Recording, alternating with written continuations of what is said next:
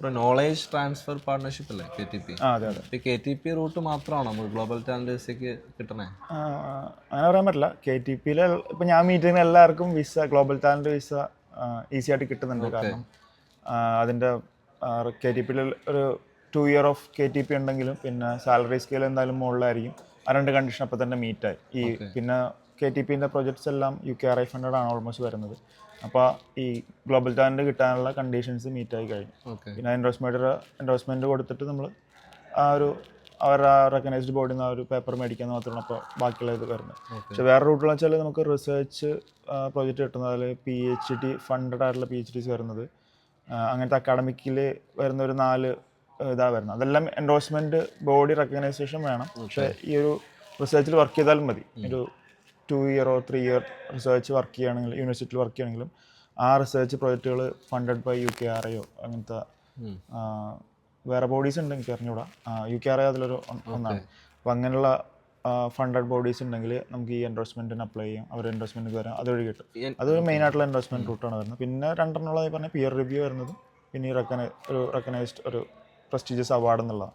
അതാണെങ്കിൽ വേറെ ഒന്നും വേണ്ട, നേരെ നമുക്ക് ആ അവാർഡ് ഉണ്ട് പറഞ്ഞിട്ട് അപ്ലൈ ചെയ്താൽ മതി. നമുക്ക് എൻഡോഴ്സ്മെന്റ് ബോഡിയുടെ ഒരു റെക്കഗ്നേഷൻ പോലും വേണ്ട.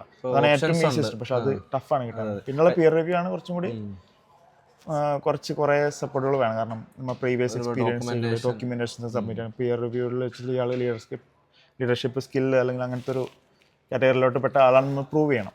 അപ്പോൾ നമുക്കും അങ്ങനെ ഒരു global dance. That is interesting. കാര്യം ഇപ്പോൾ ഇന്നോവേറ്റീവ് ബോണ്ട് വിസ ഒക്കെയാണ് നമുക്ക് എൻഡോഴ്സ്മെന്റ് പ്രോസസ് ഉണ്ട്. ലൈക്ക് അത് കഴിഞ്ഞാലാണ് അത് ആക്ച്വലി ടഫുമാണ്. അപ്പം ഇതിലിപ്പോൾ എൻഡോഴ്സ്മെന്റ് ത്രൂ പോയി കഴിഞ്ഞാൽ വലിയ പ്രോസസ്സാണോ? ഇന്റർവ്യൂ അങ്ങനെയുള്ള കാര്യങ്ങളൊക്കെ ഉണ്ടാവും? അങ്ങനെ ഇന്റർവ്യൂസ് ഒന്നുമില്ല. മെയിൻ ഈ ലീഡർഷിപ്പ് വഴി അപ്ലൈ ചെയ്യുമ്പോൾ അങ്ങനെ എനിക്ക് അറിഞ്ഞൂടാ. പക്ഷെ നമ്മൾ ഈ പറഞ്ഞ ഈ ഒരു എൻഡോഴ്സ്മെന്റ് സബ്മിറ്റ് ചെയ്തിട്ട് ആ ഒരു റൂട്ട് വഴി എടുക്കുമ്പോൾ എൻഡോഴ്സ്മെന്റ് സബ്മിറ്റ് ചെയ്യാനുള്ള റിക്വയർമെൻറ്റ്സ് പറഞ്ഞാൽ മെയിനായിട്ട് അവർ പറയുന്നത് 2 year മിനിമം വർക്ക് ഡ്യൂറേഷൻ കോൺട്രാക്റ്റിൽ ഉണ്ടായിരുന്നു.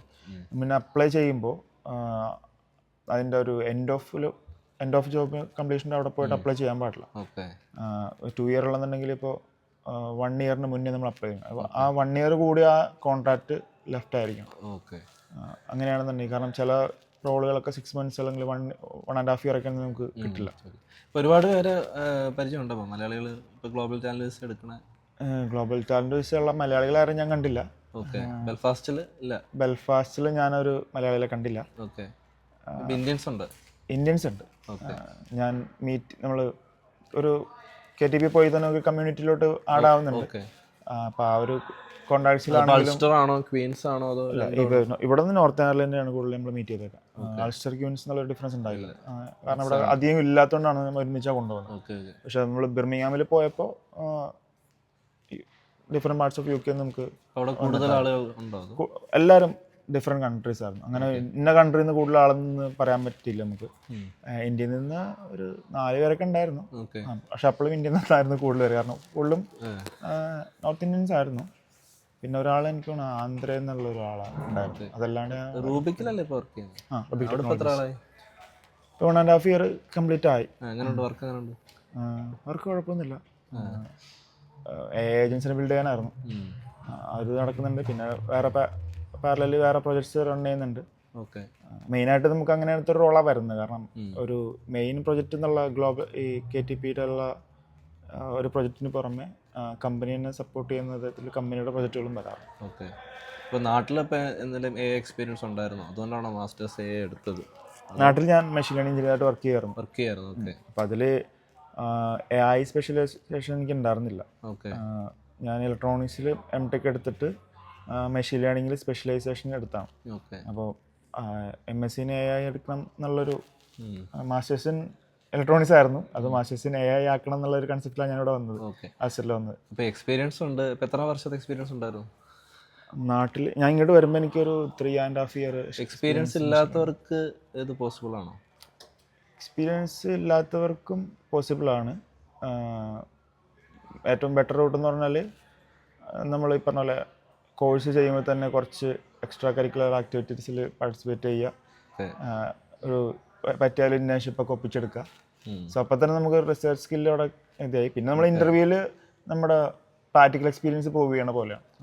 അതിപ്പോൾ എക്സ്പീരിയൻസ് ഇല്ലാത്ത ആൾക്കും അത്യാവശ്യം കോഡൊക്കെ ക്രാക്ക് ചെയ്യാനോ അല്ലെങ്കിൽ നെറ്റ്വർക്ക് ബിൽഡ് ചെയ്യുക ഒരു ഫാക്ടറാണ്. നെറ്റ്വർക്ക് എന്ന് വെച്ചാൽ അവരുടെ സപ്പോർട്ട് കിട്ടുന്നില്ല. ഇന്റർവ്യൂവിൽ ഇവിടെ അങ്ങനെ സംഭവം ഇല്ല ഇവിടെ. അവർ സജസ്റ്റ് ഇങ്ങനെ ഒരു ഓപ്പണിംഗ് ഒക്കെ വരുമ്പോൾ ഇങ്ങനെ ഒരു ഓപ്പണിംഗ് വന്നിട്ടുണ്ട്, ചിലപ്പോൾ നമ്മൾ കാണാണ്ട് പോണതായിരിക്കും. അപ്പോൾ അങ്ങനെയുള്ളതൊക്കെ ചിലപ്പോൾ ഇങ്ങനെ ഒരു ഓപ്പണിംഗ് വന്നിട്ടുണ്ട്, നീ അപ്ലൈ കിട്ടും എന്നൊക്കെ കോൺടാക്ട്സ് മെയിൻറ്റെയിൻ ചെയ്യുന്നത്. കോൺടാക്ട്സ് മെയിൻ ചെയ്യുന്നത്. പിന്നെ ഇപ്പോൾ റിസർച്ച് അസിസ്റ്റന്റ് അല്ലെങ്കിൽ ടെമ്പററി പോസ്റ്റ് ചിലപ്പോൾ 3 months ഒക്കെ ആയിരിക്കും.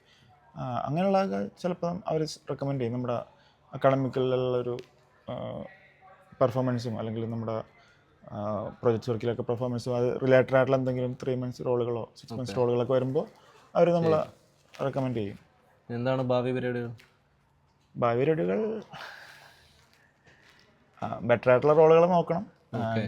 ജോബ് സ്വിച്ച് ചെയ്യാൻ നമുക്ക് കുഴപ്പമില്ല. ഇല്ല, പ്രശ്നമില്ല. ഓപ്പൺ വിസ പോലാണ്. കൈൻഡ് ഓഫ് നമുക്ക് ഏത് കമ്പനീസ് സ്വിച്ച് ചെയ്യാം, ഏത് കമ്പനീസ് വേണമെങ്കിൽ സ്വിച്ച് ചെയ്യാം.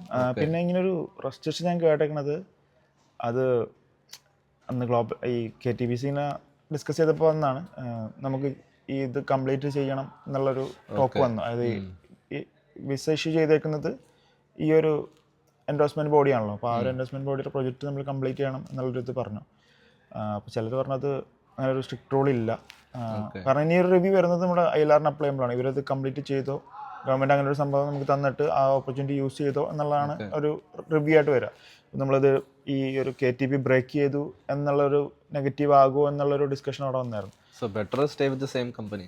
അപ്പോൾ നമ്മൾ അത് വിസയുടെ വിഷയമല്ല, ആ കോൺട്രാക്റ്റ് കഴിയണ വരെ സ്റ്റേ വിത്ത് സെയിം കമ്പനിയാണ് ബെറ്റർ ഓപ്ഷൻ. പിന്നെ പറയുന്നുണ്ട് 2 ഇയറിൽ 1.5 years കംപ്ലീറ്റ് ആയാൽ തന്നെ ഇതാവും. പിന്നെ പറയുന്നുണ്ട് 75% ഓഫ് വർക്ക് നമ്മൾ കംപ്ലീറ്റ് ആണെന്നുണ്ടെങ്കിലും നമുക്കത് ക്വാളിഫൈഡ് ആണ്, അല്ലെങ്കിൽ അതൊരു നെഗറ്റീവ് അല്ല എന്ന് പറയുന്നുണ്ട്. പിന്നെ പറയുന്നുണ്ട് ഇത് നമ്മുടെ ടാലൻറ്റ് നോക്കിയിട്ടാണ് അവർ തരുന്നത്. അത് നമ്മൾ ഇന്ന കമ്പനിയിൽ തന്നെ ഗവൺമെൻറ്റിന് കോൺട്രിബ്യൂട്ട് ചെയ്യണമെന്നില്ല. നമ്മൾ വേറെ ഏത് കമ്പനിയിൽ പോയിട്ടാണെങ്കിലും സെയിം ഫീൽഡ് വർക്ക് ചെയ്യുന്നുണ്ടെങ്കിൽ സ്റ്റിൽ ആ ഒരു റെക്കഗ്നേഷന് എലിജിബിൾ ആണ്. സോ കുഴപ്പമില്ലെന്നും പറയുന്നുണ്ട്. ഇതിലത് എനിക്ക് കറക്റ്റ് ഒരു ഇതായിട്ടില്ല, ഞാനിപ്പോൾ ജമ്പ് ചെയ്തിട്ടില്ല.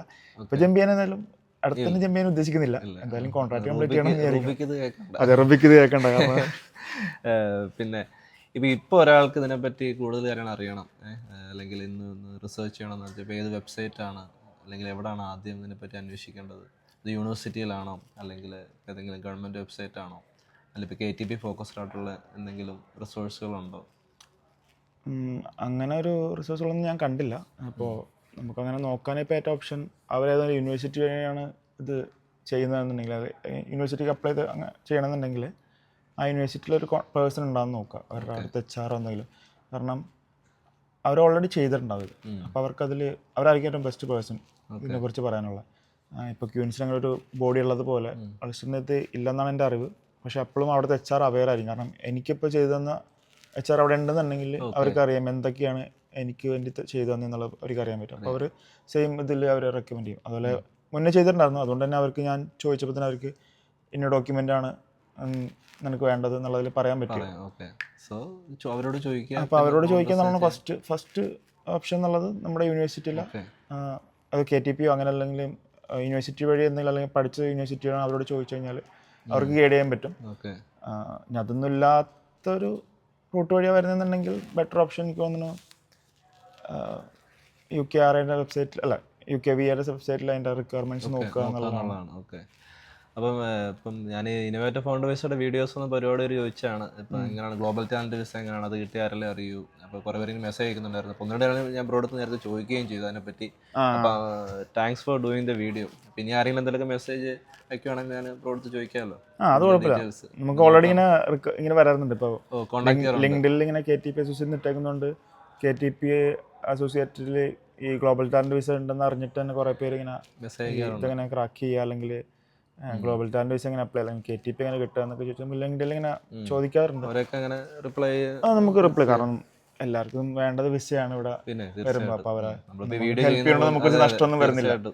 നമ്മൾ സമയം കണ്ടെത്തി വീഡിയോ ചെയ്യുന്നതാണെങ്കിലും ചിലപ്പോൾ നമുക്ക് പെട്ടെന്ന് തന്നെ റിപ്ലൈ ചെയ്യാൻ പറ്റുന്ന വരില്ല. പക്ഷേ നമുക്ക് സമയം കിട്ടുമ്പോൾ അതിന് ഡീറ്റെയിൽസ് പറഞ്ഞു കൊടുക്കും. പിന്നെ എന്തെങ്കിലും പോസ്റ്റുകളൊക്കെ വരുമ്പോൾ ഷെയർ ചെയ്ത് കൊടുക്കാറുണ്ട്. കാരണം KTPയിലായതുകൊണ്ട് തന്നെ ഇപ്പോൾ കൂടുതൽ KTP പോസ്റ്റുകളൊക്കെ കാണുന്നുണ്ട്. KTP മാത്രമല്ല കേട്ടോ, ബാക്കി പല റോളുകൾക്കും ഗ്ലോബൽ ടാലൻറ്റ് ചെയ്യാം. Okay. Okay thanks bro thanks for doing the video ശരി എന്നാൽ താങ്ക് യു.